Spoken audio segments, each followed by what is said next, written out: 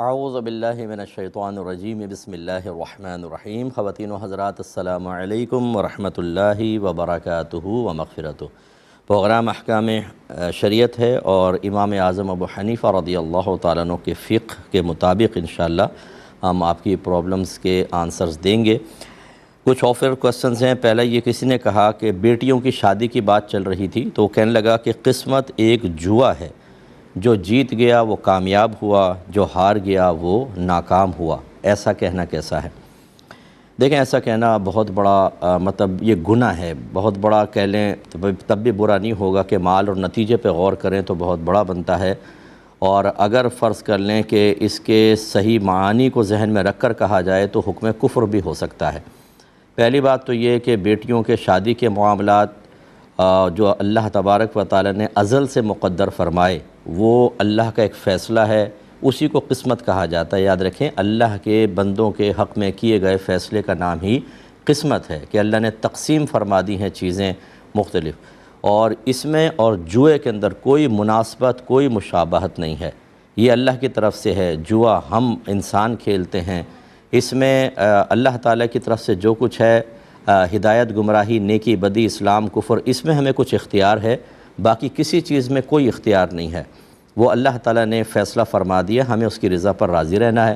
جبکہ جوئے کے اندر ہمیں اختیار ہوتا ہے، ہم حرام چیز کو خود اختیار کرتے ہیں، دونوں طرف سے مال لگتا ہے، اور اس میں شرط یہ ہوتی ہے کہ جو جیت جائے گا وہ سامنے والے کا کل یا بعض مال لے جائے گا، اور ہارنے والا اپنے بعض یا کل مال سے محروم ہو جائے گا۔ جبکہ دیکھ لیں بیٹیوں کی شادی میں تو ایسا تو نہیں ہوتا کہ محروم ہو گیا، بچے کی شادی ہوتی ہے، نفع ہوتا ہے، داماد ملتا ہے، اور اگر لڑکا ہوتا ہے تو اس کو ایک بیوی حاصل ہوتی ہے، دو خاندان ملتے ہیں، تو کسی بھی لحاظ سے مشابہت نہیں۔ یہ بالکل ایسی ہی مشابہت ہو سکتی ہے جیسے میں کہوں کہ اس گلاس میں اور کتے میں کوئی فرق نہیں ہے، ایک جیسے ہیں۔ تو آپ کہیں کہ صاحب یہ کیا بات ہوگی، گلاس اور کتے میں کیا مناسبت؟ میں کہوں دیکھو وہ بھی دنیا میں موجود ہے، یہ بھی دنیا میں موجود ہے۔ تو اس قسم کی باتیں کر کے کوئی مشابہت پیدا نہیں کی جا سکتی۔ تو ایک تو مشابہت نہیں ہے، کہنا ہی احمقانہ پن ہے، اور دوسری بات یہ ہے کہ جوا حرام قطعی ہے، یہ گناہ کبیرہ ہے۔ اگر حلال سمجھ کے کیا جائے تو کفر ہے۔ اللہ تبارک و تعالیٰ کے ازلی فیصلے بالکل عادلانہ ہوتے ہیں، اور فضیلتوں پر یا اللہ کے فضل پر مشتمل ہوتے ہیں، بالکل حکمت کے ساتھ ہوتے ہیں۔ اتنی اچھی چیز کو ایک حرام اور خراب چیز کے ساتھ مناسبت اور مشابہت قرار دینا، اس لیے میں نے کہا کہ اگر کوئی یہ ارادہ کر کے کرے کہ جیسے وہ حرام ہے ایسے یہ بھی، جیسے وہ گندہ ہے ایسے یہ بھی، تو کفر تک بھی ہو سکتا ہے۔ لیکن ایسی گندی چیز کو مشابہت دینا بالکل خطرناک اور بالکل غلط ہوگا۔ اس کو صرف سمجھانے کے لیے عرض کر رہا ہوں کہ کوئی یہ کہے کہ انسان میں اور کتے میں کوئی فرق نہیں ہے، کوئی کہے بھئی یہ کیا بات ہوگی، تو آپ کہیں دیکھیں اس کی دو آنکھیں، تمہاری بھی دو آنکھیں، اس کے پیر، تمہارے بھی پیر، وہ بھی کھاتا ہے، تم بھی کھاتے ہو، وہ سوتا ہے، وہ سوتا ہے، تو کتے میں اور اس میں کوئی فرق نہ ہوا۔ تو یہ ایسا نہیں ہوتا کہ یہاں تو مناسبت بھی نہیں ہے۔ اگر تھوڑی بہت ہی کوئی مشابہت یا مناسبت کسی چیز کی ہو تب بھی ارذل چیز کے ساتھ کسی کو نسبت نہیں دی جا سکتی۔ کسی اعلیٰ چیز کو کسی ادنیٰ چیز کے ساتھ نسبت دیں گے تو بے ادبی ہے، برا ہوتا ہے۔ اس لیے ایسے شخص کو چاہیے کہ وہ اللہ تعالیٰ کی بارگاہ میں توبہ کرے، اور آئندہ اس قسم کے جملے محاورتاً بھی استعمال کرنے کی شرعاً اجازت نہیں ہوتی ہے۔ ایسی کسی نے کہا کہ قسمت کی دیوی کاش مجھ پر بھی مہربان ہو جائے، یہ کہنا کیسا ہے؟ یہ بھی بالکل غلط ہے۔ دیکھیں، یہ ہمارے ہاں صرف ایک خدا کا تصور ہے، لا الہ الا اللہ، نہیں ہے کوئی معبود، صرف اللہ تعالیٰ، سوائے اللہ کے کوئی معبود نہیں ہے۔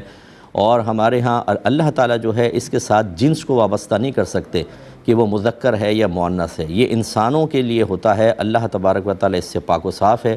اگرچہ اللہ تعالیٰ کے لیے قرآن میں جتنے بھی الفاظ استعمال ہوئے وہ مذکر کے استعمال ہوئے، لیکن یہ تذکیر و تانیث یہ ہماری مخلوق کے لیے اس کے عوارضات میں ہے، اللہ تعالیٰ اس سے پاک و صاف ہے۔ تو لہٰذا معلوم یہ ہوا کہ ایک تو خدا واحد ہے، یہاں پر جو دیوی دیوتاؤں کا تصور رکھتے ہیں وہ ایک سے زیادہ خدا کا تصور رکھتے ہیں۔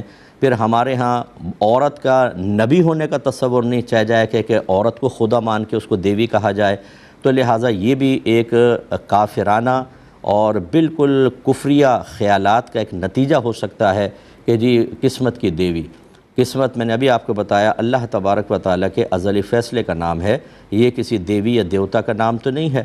تو اس لیے اس میں بھی چونکہ مشابہت بالکل غلط ہے، محاورہ ایک کفر پر مشتمل ہے، اس میں تو خاص یہ کہا جائے گا کہ کہنے والے کو چاہیے کہ اللہ کی بارگاہ میں توبہ کرے اور احتیاطاً تجدید ایمان اور تجدید نکاح بھی کرے، اور ایسے لوگ اگر باز نہ آئیں تو آپ ان سے قطع تعلق کرنے کی کوشش کریں۔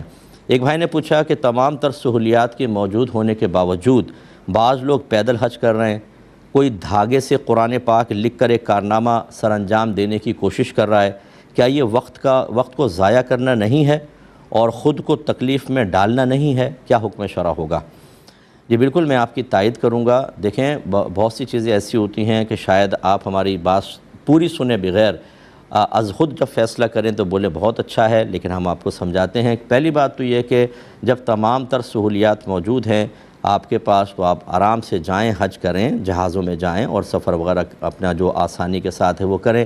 اس سے آپ کا وقت بچتا ہے، باقی ٹائم آ کر اللہ تعالیٰ کی عبادات میں صرف کریں، اور اس میں اخلاص کو قائم رکھنا بہت حد تک ممکن ہو سکتا ہے۔ جبکہ پیدل حج کے اندر ہم نے دیکھا ہے کہ جس شخص نے کبھی باطنی گناہوں کے بارے میں نہ پڑھا ہو، اگر چاہیں تو امتحان لے لیں، اس سے پوچھیں کہ ریا کسے کہتے ہیں، اس کی لغوی تعریف کیا ہے، شرعی تعریف کیا ہے، ریائے مخلوط کیا ہے، ریائے غیر مخلوط کیا ہے، جو ریاکاری کرے گا اس کا آخرت میں انجام کیا ہے، اس کو صفر بھی پتہ نہیں ہوگا۔ ایسے حضرات جب یہ پیدل سفر حج پر جاتے ہیں تو ریاکاری سے بچنا اور شیطان کے بہکاوے سے محفوظ رہنا پاسبل ہی نہیں ہوتا۔ جس سٹی سے گزرتے ہیں وہاں لوگ تحفے دے رہے ہیں، تحائف دے رہے ہیں، فوٹو کھنچ رہے ہیں، اپنا کارنامہ بیان کر رہے ہیں کہ جی میں عبادت کے لیے جا رہا ہوں، حالانکہ نبی کریم صلی اللہ علیہ وسلم نے سب سے افضل صدقہ وہ قرار دیا کہ اس طرح چپ چاپ دینا کہ سیدھا ہاتھ دے تو الٹے ہاتھ کو خبر نہ ہو۔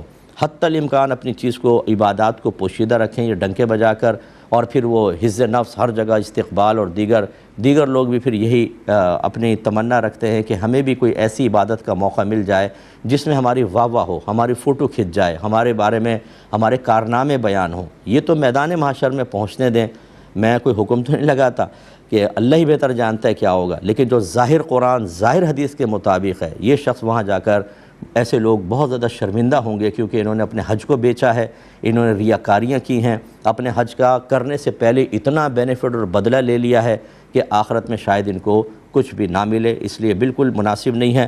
اسی طریقے سے یاد رکھیں کہ قرآن کو مختلف اس طرح طریقے سے لکھنا کہ دیکھنے والے صرف دیکھیں، واہ واہ کریں، انعام دیں، ایوارڈ مل جائیں، تاریخ میں نام آ جائے، اور وہ قرآن پڑھا نہ جائے، یہ سخت مکروہ ہے۔ علماء نے فرمایا اتنا چھوٹا قرآن چھاپنا کہ وہ پڑھائی نہ جائے، یہ سخت مکروہ ہے۔ اسی طریقے سے اس طرح ڈیزائن کر کے آیات لکھنا کہ سمجھ نہیں آ رہا کون سی آیت ہے، لیکن کلر کمبینیشن ایسا ہے، لکھنے میں ذرا خوبصورت لگا تو جی واہ کیا شاہکار ہے۔ قرآن پاک شاہکار بنانے کے لیے نہیں دیا گیا، قرآن پڑھنے کے لیے دیا گیا ہے، ہدایت حاصل کرنے کے لیے دیا گیا۔ جب ہم قرآن کو معاذ اللہ ثم معاذ اللہ ایک ڈیکوریشن پیس بنا دیں گے، صرف ہم اس کو ایک تماشے کی طرح بنا دیں گے، تبھی ہم مسلمانوں کے لیے ذلت اور رسوائی ہے پوری دنیا میں کہ جس طریقے سے قرآن سے کم حق و فیض حاصل کرنا چاہیے وہ چھوڑ دیا، اپنی مرضی کی چیزیں ایجاد کر کے اور اس سے دنیاوی بینیفٹس لے کر ہم نے قرآن کی روح کو ختم کر دیا۔ آج ہمارا حشر سامنے ہے، تو یہ دھاگے سے قرآن لکھنا، بہت ہی باریک قرآن لکھنا، بہت ہی بڑا قرآن لکھنا کوئی کمال نہیں ہے۔ اصل یہ ہے کہ اس انداز سے آپ کام کریں کہ لوگ قرآن کے قریب آ کے اس کو پڑھیں، ان کو ہدایت ملے، یہ ہے اصل چیز۔ ان چیزوں کا آخرت میں کوئی بینیفٹ نہیں۔ اگر دھاگے سے پورا قرآن لکھ دیا تو لائیں کوئی قرآن یا حدیث کی کوئی آیت کہ جی آخر میں آپ کو آخرت میں بہت بڑا انعام ملے گا، بالکل کوئی انعام نہیں ہے۔ یہ صرف ایک مباح کام ہے، نیکی بھی نہیں کہہ سکتے اس کو، تو مباح کام ہے، اور اس میں اگر ریاکاری ہو، اداکاری ہو، اگر بینیفٹ حاصل کرنا ہو، اپنے نام کی واہ واہ، نام و نمود اور تاریخ میں نام لکھوانا یہ اصل مقصود ہو، تو پھر تو بھول جائیں کہ آخرت میں کچھ ملے گا۔ اللہ تعالیٰ سمجھنے کی توفیق عطا فرمائے۔ ایک کالر ہمارے ساتھ ہیں، السلام علیکم۔ السلام علیکم۔ جی بہن، وعلیکم السلام۔ جی میرا پہلا کوشچن یہ ہے کہ انشاءاللہ تعالی ہم لوگ اس سال حج پہ جا رہے ہیں، جی تو وہاں پہ جو قربانی ہوتی ہے کیا وہ عید الاضحیٰ کی، سنا ہے کہ میں نے نہیں ہوتی، تو کیا ہمیں عید الاضحیٰ کی قربانی کے لیے الگ سے کسی کو کہہ کے یا پیسے دے کے جانا ہوگا؟ جی میں بتاؤں۔ اور میرا دوسرا سوال یہ ہے کہ کچھ سال پہلے ہم نے کسی سے اب ایک جگہ کرائے پہ لی تھی، لائک ان کے گھر کا ایک حصہ، تو اس وقت ہمارا گھر بن رہا تھا۔ اس کے بعد پھر ہم نے 2 مہینے کے لیے کہا تھا، لیکن ہمارا گھر 15 دن پہلے ہی بن گیا 2 مہینے سے، تو ہم نے ان کو پھر جتنے دن ہم رہے اس کا ہم نے ان کو کرایہ دیا نا۔ تو اس سلسلے میں مجھے بتا دیجیے کہ کیا مجھے ان کے ساتھ جو کمٹمنٹ کی تھی اس کا پورا کرایہ دینا چاہیے تھا یا نہیں، جبکہ ہم وہاں رہے بھی نہیں نا۔ جی تو یہ مجھے بس پوچھنا۔ ٹھیک ہے، میں عرض کرتا ہوں۔ ایک اور کالر ہیں، السلام علیکم۔ السلام علیکم. چلیں آپ آپس میں بات کر لیں، پھر انشاءاللہ آپ کی بھی سن لیں گے. ایک مختصر سا بریک لیں گے، ہمیں یقین ہے آپ ہمارے ساتھ ہی رہیں گے. بسم اللہ الرحمن الرحیم. ہماری بہن نے قربانی کے بارے میں پوچھا ہے کہ حاجی جو ہے اس پہ عید الاضحیٰ والی قربانی لازم ہے، کسی کو وکیل بنائیں یا نہ بنائیں، کیا مسئلہ ہے؟ دیکھیں، سب سے پہلے آپ حج جو آپ نے منتخب کیا ہے اس کو دیکھا جائے گا. اگر آپ نے حج اور عمرے کا ایک ساتھ احرام پہنا، اس کو حج قران کہتے ہیں. اگر پہلے آپ صرف عمرے کا احرام پہنیں گے، عمرہ کر کے اتار دیں گے 8 ذو الحجہ کو، پھر حج کا احرام پہنیں گے، اسے حج تمتع کہتے ہیں. اور ایک ہوتا ہے کہ صرف حج کا احرام ہوتا ہے، اس میں عمرہ بالکل بھی نہیں ہوتا، اسے حج افراد کہتے ہیں. پہلی بات تو یہ ہے کہ جو حاجی ہوتا ہے، اگر حج قران یا حج تمتع کر رہے ہیں تو آپ پر حج کے شکرانے کے طور پہ قربانی لازم ہوگی، لیکن حج افراد کرنے والے پر لازم نہیں ہوتی. یہ حج کی قربانی کی بھی میں نے ایک تفصیل عرض کر دی. باقی رہی عید الاضحیٰ والی. عید الاضحیٰ والی یہ دیکھا جائے گا کہ آپ شرعی طور پر قربانی کے 3 دنوں میں مسافر ہیں یا نہیں. اگر تو آپ نے مکے میں کم از کم 15 دن ٹھہرنے کی نیت کر لی اور پھر آپ مینا وغیرہ گئے ہیں. اب اس میں بھی اختلاف ہے کہ مینا، مزدلفہ اور عرفات کے ایام مکے کے قیام کے ایام میں ایڈ کیے جائیں گے یا ان کا الگ حساب ہوگا، ان کا الگ حساب ہوگا. ہمارے نزدیک ہم اسی پہ فتویٰ دیتے ہیں کہ اب یہ بالکل مضافاتی ہو گئے ہیں تو ان تمام کے دن ملائے جائیں گے. لہٰذا اگر مزدلفہ اور مینا اور میدان عرفات اس میں مثلا 2-3 دن آپ یہ لے لیں یا 4 دن لے لیں اور باقی مکے کے دن ملائیں. اگر 15 دن یا اس سے زیادہ ہیں، اور دوسری بات یہ کہ پھر آپ مالی کے نصاب بھی ہوں، جیسے زکوٰۃ کا نصاب ہوتا ہے، چاہے اس پہ سال نہ گزرے لیکن اتنا مال کہ آپ کے پاس کم از کم 52.5 تولہ چاندی کی مالیت کا مال موجود ہے، تو پھر آپ پر عید الاضحیٰ کی قربانی بھی واجب ہوگی. اور واجب ہوگی تو وہ وہاں پہ آپ کرانا چاہیں وہاں پر بھی کروا سکتے ہیں. لیکن عمومی طور پہ ایسا ہی ہوتا ہے کہ آپ جس بھی کنٹری سے گئے ہیں، جیسے پاکستان یا ہندوستان سے، تو یہاں کسی کو وکیل بنا دیں اور وہ آپ کی طرف سے قربانی کر دے گا. لیکن اگر آپ وہاں شرعی مسافر ہیں یا شرعی مسافر نہیں ہے، مقیمی ہو گئے ہیں لیکن آپ کے پاس زیادہ مال نہیں ہے، بس حج کا ہی مال تھا اور آپ مالک نصاب نہیں ہیں، تو پھر عید الاضحیٰ والی قربانی واجب نہیں ہوگی. حج والی قربانی کی وہی تفصیل ہے جو میں نے پہلے آپ کو عرض کی ہے. یہ بہن نے فرمایا کہ ہم نے 2 ماہ کے لیے گھر کرائے پر لیا ایک پورشن، اور اپنا تاکہ ہم مکان بن جائے تو وہاں شفٹ ہو جائیں، لیکن 1.5 مہینے میں ہی ہم فارغ ہو گئے تو ہم نے 1.5 مہینے کا کرایہ ان کو دیا، جبکہ کمٹمنٹ 2 ماہ کی تھی. تو کیا صحیح کیا یا نہیں؟ بہن، آپ نے کمٹمنٹ کر لیتے ہیں اور سامنے والا اپنی چیز آپ کو پرووائڈ کر دیتا ہے. اب یہ آپ کی ثوابدید پر ہے. آپ چاہے پورے 2 مہینے نہ رہتے پھر بھی آپ کو کرایہ دینا واجب تھا اس ایگریمنٹ کے مطابق. آپ اگر 15 دن پہلے نکل گئے، اس نے تو نہیں نکالا آپ کو، اس نے اپنی چیز بھی آپ کو فراہم کی ہے، لہٰذا وہ 15 دن کا کرایہ آپ ان کو دے دیں تاکہ آپ آخرت میں قابل گرفت نہ ہوں. ایک بھائی نے کویسچن کیا تھا کہ کہتے ہیں کہ کسی نے یوں کہا کہ زنا ایک قرض ہے، اگر کسی نے زنا کیا تو گھر سے کوئی عورت، بہن یا بیٹی وغیرہ اسے چکائے گی، کیا یہ صحیح ہے؟ بالکل غلط ہے. لا یکلف اللہ نفسا الا وسعها. اللہ تعالیٰ کسی جان کو اس کی ہمت سے زیادہ آزمائش میں مبتلا نہیں کرتا. اگر ہماری بیٹی نے، بہن نے کوئی غلط کام کیا ہی نہیں، کیا کسی اور نے، اور اللہ تعالیٰ ان کو زنا کے اندر معاذ اللہ ثم معاذ اللہ ان کے لیے زنا کے معاملات آسان کر دے، یہ کیسے؟ اللہ تعالیٰ کسی کی سزا کسی کو نہیں دیتا. یاد رکھیں، جو یہ کہتے ہیں نا کہ جی ماں باپ کے گناہوں کی سزا اولاد کو ملتی ہے، بالکل غلط. ہاں، یہ ہو سکتا ہے کہ مثلا باپ شرابی ہے، بیٹا بھی دیکھ کے شرابی بن گیا، اس پر اگر آپ نے کہا کہ باپ کے اعمال کی سزا ہے یہ کہ دیکھو باپ کو دیکھ کر اس نے ایسا کیا، یہ الگ بات ہے.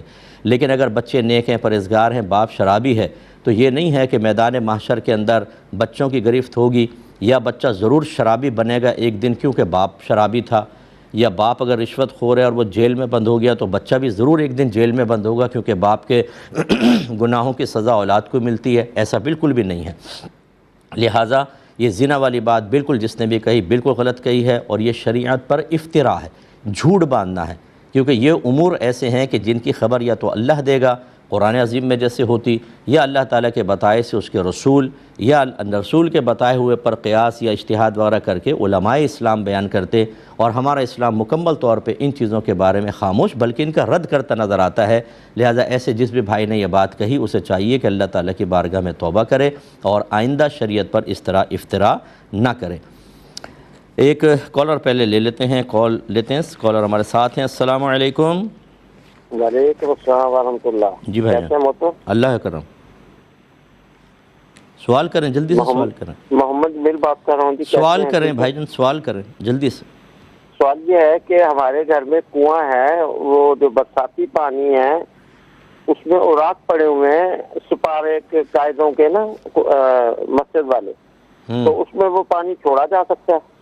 برساتی پانی، برساتی پانی اور کچن کا پانی بھی اس میں اگر جائے کبھات ہو تو نہ کیا جائے؟ چلے میں بتاتا ہوں انشاءاللہ عرض کرتا ہوں۔ ایک اور کالر ہیں۔ السلام علیکم۔ لائن ڈراپ ہو گئی ہے۔ تو یہ جو انہوں نے بھائی نے پوچھا، بالکل یہ شرعاً جائز نہیں ہے اگر اس میں آپ نے مقدس اوراق ڈمپ کیے ہیں، جیسے بعض اوقات ہوتا ہے گہرا کنواں کھود دیتے ہیں اور مسجد کے اوراق وغیرہ اس میں ڈال دیے جاتے ہیں، تو ڈال دینے کا مطلب آپ نے کیوں ڈالے یہ بتائیں مقدس اوراق یہاں پر؟ آپ نے اس لیے ڈالے تاکہ ان کی بے ادبی نہ ہو، بد تہذیبی نہ ہو، پاؤں کے نیچے نہ آئیں، زمینوں پہ نہ گریں، تو ایک جگہ ہم اس کو ڈال دیتے ہیں، جب بھر جائے گا تو اوپر سے دفن کر دیں گے، تو وہ ادب قائم رہے گا، بے ادبی سے محفوظ رہیں گے۔ یہاں پر آپ برساتی پانی جس میں شاید نالے کا پانی بھی شامل ہو، اور پھر کچن کا گندا پانی، کپ برتن دھو رہے ہیں، چکنائی، وہ سارا پانی اس میں جائے تو کتنی بڑی بے حرمتی ہے۔ اس لیے یا تو اس کو علیحدہ کر دیں بالکل، اور یا پھر اس کی حفاظت کریں اور اس میں اس قسم کا کوئی بھی پانی نہ ڈالا جائے۔ ہاں اگر بارش ہو اور خود بخود اس میں پانی آ گیا وہ ایک الگ بات ہے، لیکن ایک ہے کہ خاص نالی بنا کر اس کے اندر قصداً پانی ڈالنا، تو پھر اس میں بے ادبی کا معاملہ ہے، کیونکہ برساتی پانی کے اندر گندگیاں بھی ہوتی ہیں، خرابیاں بھی ہوتی ہیں۔ اگر تو صرف پاکیزہ پانی ہوتا نا، صاف ستھرا پانی، اور وہ کسی طریقے سے کنویں میں گر رہا ہوتا، چلیں اس کو اگر آپ گرنے بھی دیتے تو یہ ہے کہ چلو پانی گرے گا، گل جائے گا اور ختم ہو جائے گا، پھر بھی کچھ مطلب ادب کے خلاف تو تھا، لیکن گنجائش نکل سکتی تھی۔ لیکن جب کہ کہیں سے بھی پانی آ کے اس کے اندر کنویں کے اندر گر رہا ہے اور گندا بھی ہے، اور پھر خاص طور پہ کچن کا پانی، اس کی شرعی طور پر اجازت نہیں ہوگی، اس کا خیال رکھا جائے۔ ایک بچے نے پوچھا تھا کہ یہ جو کہتے ہیں جی یہ سلسلے سلاسل 4 ہوتے ہیں، جیسے قادریہ، چشتیہ، نقشبندیہ، سہروردیہ، انہوں نے پوچھا سلسلے کی تعریف کیا ہوتی ہے اور سلاسل کتنے ہوتے ہیں اور سب سے بڑا سلسلہ کون سا ہے؟ دیکھیں اس میں آراء مختلف ہو سکتی ہیں، جو جمہور کی رائے ہے اس کے اعتبار سے میں آپ کو عرض کرتا ہوں۔ پہلی بات تو کہ سلسلے کا مطلب ہوتا ہے کہ نبی کریم صلی اللہ علیہ وسلم کے بعد جو نائب بنے یا خلیفہ بنے، پھر ان کے خلیفہ بنے، پھر ان کے خلیفہ بنے، یہاں تک کہ جن سے آپ نے بیعت کی وہ کسی کے خلیفہ بنے، یہ جو تمام اکابرین ہوتے ہیں کہ ایک نے دوسرے کو خلافت دی، تیسرے کو، اس پورے سلسلے کو سلسلے سے اصطلاحی طور پہ تعبیر کر دیتے ہیں۔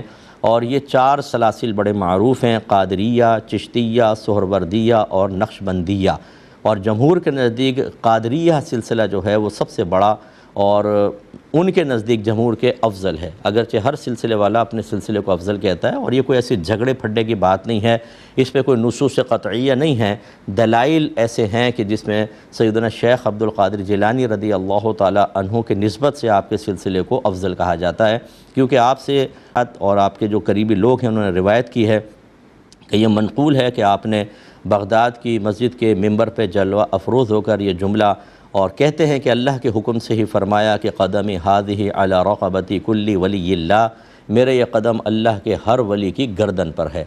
گردن پہ مراد فزیکلی طور پر نہیں ہے، مراد یہ ہے کہ اللہ نے مجھے تمام اولیاء پر ایک فوقیت عطا فرمائی ہے۔ کوئی اس کا انکار کرے تو لڑائی جھگڑا بالکل نہ کریں، منقول تھا تو میں نے بھی بیان کر دیا آپ کو، تو یہ سلسلہ افضل کہتے ہیں کہ یہ بڑا سلسلہ بھی ہے اور افضل بھی ہے۔ باقی ہر سلسلہ اچھا بھی ہے، افضل بھی ہے، سب یہ سمجھ لیں 4 5 اور بھی اگر سلاسل ہیں جو انہی کی شاخیں ہیں، وہ نہریں ہیں جو ایک بہت بڑے حوض میں گرتی ہیں، اور وہ ہے جنت، اور یہ چاروں نہریں جو نکلتی ہیں یہ نبی کریم صلی اللہ علیہ وسلم کے فیض کے دریا سے نکلتی ہیں، اور یہ فیض لوگوں تک پہنچاتی ہیں، اس لیے لڑائی جھگڑا کرنے کی کوئی حاجت نہیں ہے۔ ایک بھائی نے فرمایا کہ میرے پیر صاحب جو ہیں وہ کم عمر ہیں، میری عمر زیادہ ہے، ان کی کم ہے، جیسے صاحبزادہ صاحب گدی پر بیٹھ جاتے ہیں تو ان سے بیعت کر لی، تو اب یہ کہتے ہیں کہ کسی نے کہا کہ وہ تمہاری کیا تربیت کریں گے، تم بڑے ہو وہ چھوٹے ہو، تم ان سے بیعت توڑ کر کسی دوسرے سے بیعت ہو جاؤ، کیا حکم شرع ہوگا؟ دیکھیں بالکل غلط کہا، اس کا عقل کا تعلق، سمجھ کا تعلق عمر کے ساتھ نہیں ہوتا، یہ تو اللہ تبارک و تعالیٰ کی طرف سے گاڈ گفٹڈ ہوتی ہے، پھر اپنے مجاہدات ہوتے ہیں، محنت ہوتی ہے۔ کتنے آپ نوجوان علماء کو دیکھیں گے کہ بالکل ینگ ہوں گے اور کتنے ہی لاکھوں بوڑھوں کو آپ دیکھیں گے جن کو دین کی ABC بھی نہیں آتی۔ اب عمر کے اعتبار سے تو یہ کم ہے، لیکن علم زیادہ ہے، تربیت زیادہ ہے۔ اس کو سوال کو جواب کو میں کمپلیٹ کروں گا، لیکن ایک مختصر سے بریک کے بعد۔ بسم اللہ الرحمن الرحیم۔ کویسچن ہوا تھا کہ پیر صاحب کم عمر کے ہیں، میری بڑی عمر ہے، کسی نے کہا کہ وہ کیا آپ کو سکھائیں گے، کیا آپ کی تربیت کریں گے، کسی اور سے بیعت ہوں۔ تو ہم آپ کو سمجھا رہے تھے کہ حکمت، دانائی، علم، اللہ تعالیٰ کی بارگاہ میں مقبولیت، اس کا تعلق عمر کے ساتھ نہیں ہوتا۔ حضرت عمر فاروق رضی اللہ تعالیٰ عنہ کے پاس کچھ لوگ ملنے کے لیے آئے، ایک وفد آیا تو آپ نے کہا کہ جی کہیں، ان میں سے ایک نوجوان کھڑا ہو گیا تو آپ نے فرمایا کہ آپ بیٹھیں، کسی بڑے عمر کے آدمی کو بات کرنے دیں۔ اس نوجوان نے کہا کہ یا امیر المومنین، اگر عقل و دانائی کا تعلق عمر سے ہوتا تو آپ کی جگہ آپ سے بڑی عمر کا آدمی بیٹھا ہوتا۔ تو حضرت عمر فاروق رضی اللہ تعالیٰ عنہ مسکرائے اور فرمایا کہ بات کرو۔ تو اس کا مطلب یہ ہوا، اب دیکھیں یہ کہاں سے کنفرم ہوا کہ کسی بڑی عمر کے پیر صاحب سے بیعت کر لیں، وہ ضرور تربیت کے قابل ہوں گے۔ آپ بھی دیکھتے ہیں یوٹیوب پہ جا کر دیکھیں، ڈبے اور جعلی پیروں کی بھرمار ہے جو اچھے آستانوں اور باعمل پیروں کی بدنامی کا باعث بن رہے ہیں۔ بعض اوقات تو بڑی بڑی عمر کے بیٹھے ہوئے ہیں، ان کو ABC نہیں آتی، نماز سن لیں نماز تک نہیں آتی، تو یہ کہنا بالکل غلط ہے۔ خلاصہ کلام یہ ہے کہ یہ ضرور دیکھیں کہ کیا ان میں تربیت کی صلاحیت موجود ہے کہ نہیں۔ نمبر ایک، ان کے پاس علم دین ہونا چاہیے، کم از کم فرض علوم انہوں نے کیا ہوا ہو۔ دوسرا، ان کا ظاہر شرع کے بالکل موافق ہونا چاہیے۔ تیسرا، علانیہ طور پہ کوئی گناہ نہ کرتے ہوں۔ چوتھا، اپنے مریدین پر بغیر کسی طرفداری کے اور نفسانی خواہش کے کامل توجہ رکھتے ہوں، انہیں گناہوں سے بچاتے ہوں، علم دین سکھاتے ہوں، علم دین سیکھنے کی ترغیب دیتے ہوں، دنیا سے زیادہ فکر آخرت دیتے ہوں، تو چاہے جوان بچہ ہی کیوں نہ ہو، ان کی بیعت بہت ہی اچھی ہے۔ اور اس کے برعکس معاملہ ہو تو بوڑھے کی بیعت بھی بیکار ہے۔ تو ہاں، اگر وہ اس قابل نہیں ہیں تو پھر اپنا وقت ضائع نہ کریں۔ میری درخواست ہے اس تمام لوگوں سے، میری کتاب قرب الہی لے لیں۔ اس کا جو 13واں کمال ہے، میں نے کمالات لکھے ہیں، 13ویں کمال کے اندر جو 10ویں 11ویں کمال کے اندر جو پیر صاحبان کے بارے میں ہے کہ کیسا پیر ہونا چاہیے، کیسے اس کو پہچانیں، کون کون سی اچھی علامات ہیں، کون سی بری علامات ہیں، کس کی بیعت جائز کس کی نہیں، اس چیپٹر کو ایک دفعہ پڑھ لیں۔ اس کے بعد پھر آپ بیعت ہونے کے بارے میں یا بیعت کو قائم رکھنے یا نہ رکھنے کے بارے میں غالباً ایک اچھا اور درست فیصلہ کر سکتے ہیں۔ ایک بہن نے فرمایا کہ PRP سے علاج کروانا کیسا ہے، یعنی پلیٹلیٹس رچ پلازما۔ اس میں ہوتا کیا ہے، کہتے ہیں کہ یہ میڈیکل ٹریٹمنٹ ہے، اس میں مریض کے اپنے پلیٹلیٹس لیتے ہیں جو بلڈ سیل کی طرح ہوتے ہیں، اور انہیں انجیکشن کے ذریعے جسم کے کسی حصے میں لگاتے ہیں، انجیکٹ کرتے ہیں۔ یہ بال اگانے کے لیے بھی استعمال ہوتے ہیں، اور اس کے علاوہ کئی اور بیماریوں میں بھی نافع ہوتے ہیں۔ تو خلاصہ کلام یہ ہے کہ اپنے اس طرح بلڈ سے کچھ چیزیں لے کر سیلز وغیرہ اور اس سے علاج کروانا کیا حیثیت رکھتا ہے۔ دیکھیں، بلڈ ہمارے نزدیک نجاست غلیظہ ہے اور حرام ہے، اور اپنے اس طرح کی چیزیں علاج کے لیے استعمال نہیں کی جا سکتی۔ یہ صرف وہاں پر اجازت دی جائے گی کہ جب جان کا خطرہ ہو، جب بہت ہی زیادہ انسان اذیت اور تکلیف کے اندر ہو، جیسے بلڈ ڈونیٹ کرتے ہیں، ایکسیڈنٹس ہو جاتے ہیں۔ اب یہ حرام سے انتفاع تو جائز نہیں، اس طرح انسان کی جسمانی عضو سے انتفاع جائز نہیں، لیکن چونکہ سامنے والے کی جان بچنا اس پر ہی موقوف ہے، اس لیے وقتی طور پہ اس کی اجازت ہوگی۔ ایسے ہی اگر ہم نے حلال چیزوں سے علاج کروایا اور تمام وہ چیزیں کارگر ثابت نہ ہوئیں اور تکلیف بہت زیادہ ہے، مسلسل ٹینشن ہے، بیماری ہے، اذیت ہے، درد ہے، تو اس تسلسل سے اس بیماری سے محفوظ رکھنے کے لیے پھر بقدر ضرورت حرام کی طرف علاج کے لیے بڑھا جا سکتا ہے۔ اگر یہ دونوں چیزیں نہ ہوں تو پھر حرام چیز سے علاج کی اجازت نہیں ہوگی، چاہے وہ اپنا ہی جسمانی عضو کیوں نہ ہو۔ تو اس لیے یہ پہلے دیکھ لیں کہ کیا یہ انتہائی کسی بیماری میں سخت ضرورت ہے اور پہلے حلال چیزوں سے علاج کروا کر تھک چکے ہیں، پھر تو ٹھیک ہے، اور وہ علاج نہ کروانا باعث تکلیف بھی ہو رہا ہو تو جان کا خطرہ، شدید تکلیف۔ اگر یہ نہیں ہے تو صرف زینت کے لیے، صرف معمولی چیزوں کے لیے، یا حلال کو استعمال نہ کریں، بس کسی سے سنا اور فوراً حرام سے علاج کی طرف چلے گئے، یہ سب ممنوع ہوگا۔ امید ہے کہ آپ 2-3 دفعہ میرے جواب کو یوٹیوب پہ سن لیجئے گا تو بہت ہی اچھا کلیئر ہو جائے گا۔ کسی نے کہا سنا ہے کہ علانیہ گناہ کی توبہ علانیہ ہوتی ہے اور پوشیدہ گناہ کی پوشیدہ، کیا یہ صحیح ہے؟ اگر ہم اس کا برعکس کر دیں تو کیا حکم شرع ہوگا؟ جی بالکل صحیح ہے۔ نبی کریم صلی اللہ علیہ وسلم نے حضرت معاذ بن جبل رضی اللہ تعالیٰ عنہ کو ایک یہی نصیحت فرمائی کہ اگر کبھی تم سے خطا ہو جائے، علانیہ خطا ہو تو علانیہ توبہ کرو، اور پوشیدہ خطا ہو تو پوشیدہ توبہ کرو۔ علانیہ مطلب لوگوں کے سامنے، چاہے وہ 4-5 ہی ہوں، یہ نہیں کہ کوئی ڈنکے کے چوٹ کے اوپر کریں، 4-5 آدمیوں کے سامنے کیا یا مجمع کثیر کے سامنے ہو گیا مثال کے طور پر۔ اس کی توبہ علانیہ اس لیے حکم دیا گیا ہے کہ اگر آپ علانیہ گناہ کریں، لوگوں میں مطلع ہو گئے اور آپ نے چپکے سے توبہ کر لی، لوگوں کو کیا پتہ، تو لوگ آپ سے بدگمان ہوں گے کہ یہ گناہ گار ہے، زبانی غیبت کرتے رہیں گے، قلبی غیبت میں مبتلا ہوں گے، بدگمانی پیدا ہوگی، آپ کی تعظیم میں فرق آئے گا، وہ دوسروں کو آپ سے بدظن کرتے رہیں گے۔ یہ سلسلہ آپ کی پوشیدہ توبہ سے کیسے رکے گا؟ اس لیے ان کے سامنے توبہ کرنی ہوتی ہے تاکہ لوگ کہیں بھئی تائب ہو گئے، اب اس کے خلاف کچھ نہ بولو، دل صاف کر لو، ٹھیک ہے، اللہ ان کو دوبارہ عزت عطا فرمائے۔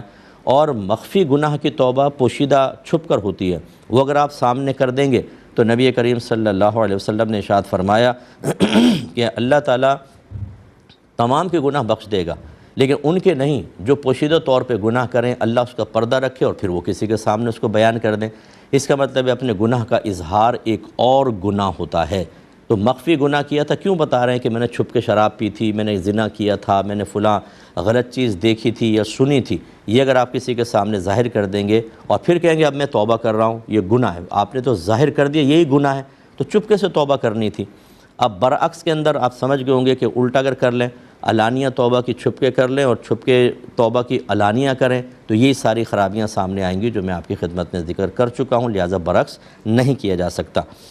ہاں، ایک یہ بات یاد رکھیں کہ بعض اوقات ایسا ہوتا ہے کہ کوئی آپ سے خطا ہوئی اور لوگ اس پر مطلع نہ ہو سکے اگرچہ وہ علانیہ تھی، تو اب ایسی صورت کے اندر کہ فرض کر لیں کوئی خطا ہوئی ہے لیکن لوگوں کی توجہ نہیں رہی، لوگ سمجھ نہیں پائے اس کو، تو اب اللہ نے پردہ رکھا ہے تو رکھیں۔ اب یہ نہیں ہے کہ آپ ان کو کہیں، اب اس کی مخفی توبہ کرنا چاہیں تو آپ کر سکتے ہیں۔ یہ کہتے ہیں کہ پیسے لے کر اتارا کرنا، جن اتارنا، استخارہ کرنا، مطلب اسے دھندا بنا لینا کیسا ہے؟ دیکھیں، جو عاملین حضرات ہوتے ہیں اگر یہ باشرع ہیں، باعمل ہیں، نمازی ہیں، قرآن و حدیث سے اور پاکیزہ چیزوں سے ہی علاج کرتے ہیں اور غیبی امور کے اندر جرأت مندانہ مداخلت نہیں کرتے ہیں، مثلا یہ کہنا کہ مجھے پتہ ہے تم پہ جادو کرا دیا فلاں یقین کے ساتھ، بلکہ یوں کہتے ہیں کہ بھئی میرے حساب سے ایسا آیا ہے لیکن یہ کنفرم نہیں ہے 100%، اللہ ہی بہتر جانتا ہے، رسول غیب کے معاملات جانتے ہیں، تو میں آپ کو علاج بتا دیتا ہوں، اللہ چاہے گا تو علاج ہو جائے گا ورنہ نہیں، اس طرح کے معاملات۔ لیکن جو یہ کہتے ہیں کہ یہ اس طرح ہو گیا اور اس طرح ہو گیا اور میں ہر چیز کا علاج کر دوں گا فلاں، یہ گویا کہ غیبی امور کے اندر مداخلت کرنا ہے۔ اگر ایسا نہیں ہے، اسی طرح جدائی کے تعویذ نہ دیتا ہو، گندگی کی طرف مائل نہ کرتا ہو کہ کسی گندے عمل کی طرف کرے، یا تعویذات کو گندے مقامات پہ دفنانے یا گندی جگہوں پر باندھنے کی ترغیب نہ دیتا ہو اور اللہ کے لیے کام کرتا ہو، تو یاد رکھیں یہ کام کرنا بھی شرعاً جائز اور اس کا معاوضہ لینا بھی شرعاً جائز۔ یہ صحیح صحاح ستہ میں روایت موجود ہے، ایک صحابی کہتے ہیں کہ ہم سفر میں تھے تو ایک گاؤں کے پاس سے گزرے، عرف کے مطابق ان سے کہا کہ مہمان نوازی کرو، انہوں نے کہا ہم نہیں کرتے ہیں، ہم چل پڑے۔ کچھ دیر بعد اس کا ایک آدمی آیا اور اس نے کہا کہ ہمارے سردار کو بچھو نے ڈنگ مار دیا ہے، تم میں کوئی ایسا ہے جو دم کر سکتا ہو؟ تو ہم میں سے ایک شخص کھڑا ہوا، اس نے کہا میں دم کر سکتا ہوں لیکن شرط یہ ہے کہ اس کے بدلے 40 بکریاں لوں گا۔ اس نے کہا ٹھیک ہے، اس نے جا کے دم کیا، وہ صحیح ہو گیا، 40 بکری لے آیا۔ تو ہم نے کہا ہم تو نہیں جانتے تھے کہ تم دم کرتے، اس نے کہا مجھے آتا تھا۔ اب اختلاف پیدا ہوا کہ ان بکریوں سے نفع اٹھا سکتے ہیں کہ نہیں، تو ہم کہتے ہیں کہ ہم نبی کریم صلی اللہ علیہ وسلم کی خدمت میں گئے اور یہ بات عرض کی، سرکار مسکرائے اور فرمایا کہ آپ نے کیا چیز دم کی؟ انہوں نے کہا میں نے الحمد شریف پڑھ کر پورے کامل یقین سے دم کی، اللہ نے اس کو شفا دے دی۔ ہم نے پھر پوچھا یا رسول اللہ ان بکری سے ہم کوئی استمتاع کر سکتے ہیں، انتفاع کر سکتے ہیں، نفع اٹھا سکتے ہیں؟ رحمت کونین صلی اللہ علیہ وسلم نے ارشاد فرمایا کہ ہاں، بلکہ اس میں میرا حصہ بھی رکھو۔ دیکھیں قیامت تک کے لیے سرکار نے، جو بعض ہمارے بھائی بہن کہتے ہیں نا کہ فلاں عامل نے تو ہم سے پیسہ مانگ لیا، اور جو پیسہ مانگے اس کے ہاتھ میں کہاں شفا ہوگی، یہ آپ نے اپنے پاس سے نکال لیا۔ دیکھیں یہاں پر پیسہ بھی مانگا، بکریاں مانگی، شفا بھی ہوئی، نبی کریم نے اس میں سے اپنا حصہ بھی رکھا۔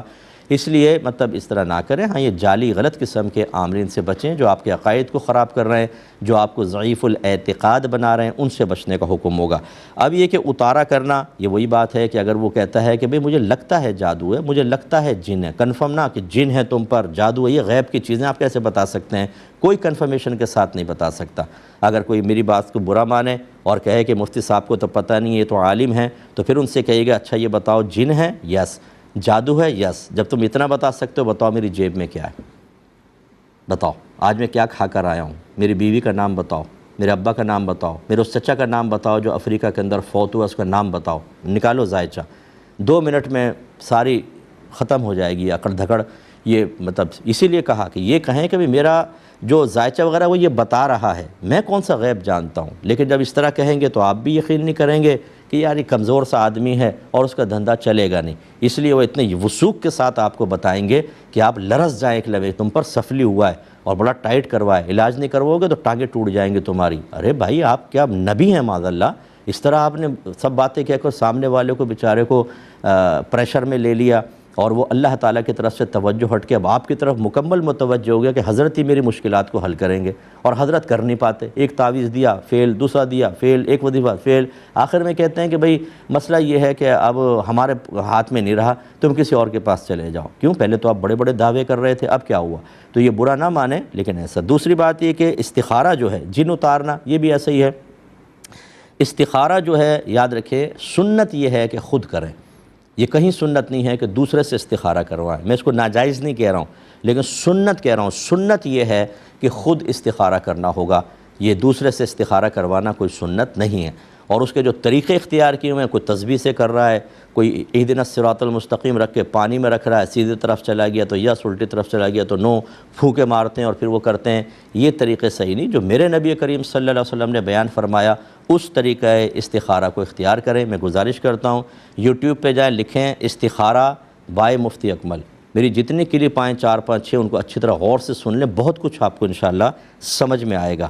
تو اور پھر یہ کہ اس کو دھندا بنا لینا، باقاعدہ کاروبار بنا لینا، یہ آپ نے دھندا یا کاروبار کا لفظ کہا۔ اگر کوئی لوگوں کی خدمت کرنے کا ارادہ رکھتا ہے کہ بعض اوقات ایک عامل اتنا اچھا ہوتا ہے، جب لوگ آتے ہیں ان کو نماز کی ترغیب بھی دیتے ہیں، وہ پریشان ہوتا ہے، ڈپریسڈ ہوتا ہے، غم میں ہوتا ہے، لیکن اس کے چند جملے انہیں غم سے باہر نکالتے ہیں، زندگی کی نئی امید دے دیتے ہیں، اور پھر وہ تعویذات یا دعائیں وغیرہ قرآنی دیتا ہے، تو ایک آدمی اللہ سے بدظن ہونے کے بجائے وہ اللہ کی طرف ایک نئی امید باندھ لیتا ہے۔ اتنا اچھا اگر کام کر رہے ہو تو اس کو دھندا نہ کہیں، بلکہ یہ ایک انسانیت کی بہترین خدمت بھی ہو سکتی ہے۔ اللہ تعالی ہمیں سمجھنے کی توفیق عطا فرمائے۔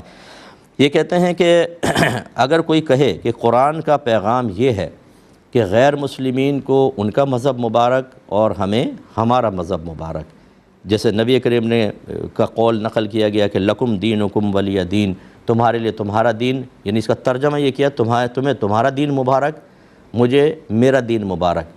تو کہتے ہیں کہ جب نبی کریم نے یہ قرآن نے دوسرے کے دین کو کہا کہ تمہیں مبارک، تو اس کو برا کہنا کیسا ہے؟ اللہ تعالیٰ جہالت سے محفوظ فرمائے۔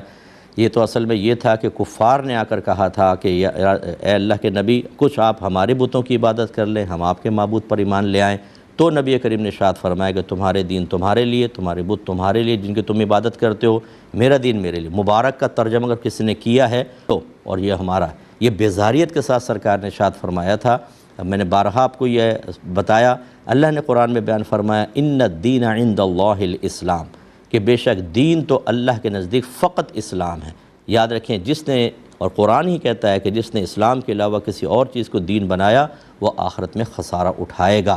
اس لیے یہ کہنا کہ جی دوسرے کا دین تو مبارک قرآن نے کہا ہے اس لیے اس کو برا نہ کہو، مبارک نہیں کہا ہے، یہ ترجمہ کرنے والے نے کہا ہے تمہارا دین تمہارے لیے، میرا دین میرے لیے۔ یہ ہے اصل میں اس کا لفظی ترجمہ، لام کی اس وجہ سے یہ ترجمہ ہے، ترجمہ کرنے والوں نے کیا، اور اس کا مبارک بات دینا مقصود نہیں تھا۔ اگر ترجمہ بھی کیا تھا انہوں نے کسی اور محاورے کے طور پہ، جیسے ہم کہتے ہیں کہ بھائی کسی نے کہا شراب پی لو، کہا بھائی شراب تجھے مبارک ہو، تو کیا یہ مبارکباد دے رہے ہیں؟ مراد اس سے بیزاریت کا اظہار ہے، اس لیے ایسا جملہ ہرگز نہ کہا جائے، بلکہ ایسے لوگوں کو چاہیے کہ احتیاطاً تجدید ایمان، تجدید نکاح بھی کریں، کہ ایک اگر مذہب کفریات پر مشتمل ہے، باطل چیزوں پر مشتمل ہے، شرک پر مشتمل ہے، آپ کہیں کہ اس کو مبارکباد دیں یا اس کو مبارک کہیں، اسے برا نہ کہیں، اس کو صحیح کہیں، تو یہ تو پھر ایمان کی تباہی ہے۔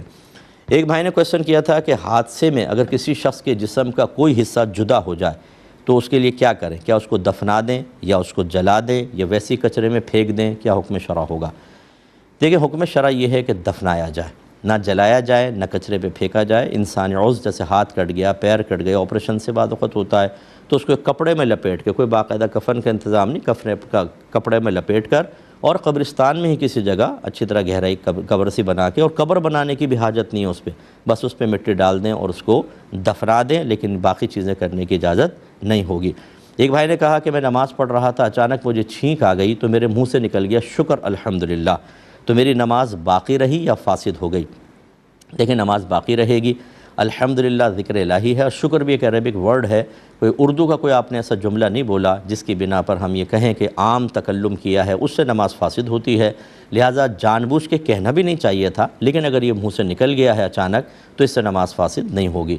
ہاں، اگر کسی اور کو چھینک آئی اور اس نے الحمدللہ کہا اور آپ نماز پڑھ رہے تھے اور آپ نے جواب کے قصد و ارادے سے کہا یرحمک اللہ، اللہ تجھ پر رحمت نازل فرمائے، تو نماز فاسد ہوگی، کہ حالت نماز میں کسی کی بات کا جواب دینا نماز کو فاسد کر دیتا ہے۔ لیکن آپ تو چونکہ خود ہی چھینک آئی اور خود کہا تو اس میں یہ ایک ذکر کی صورت بن گئی ہے، یہ کوئی کلام نہیں ہے کہ جس کی بنا پر فساد نماز کا حکم دیا جائے۔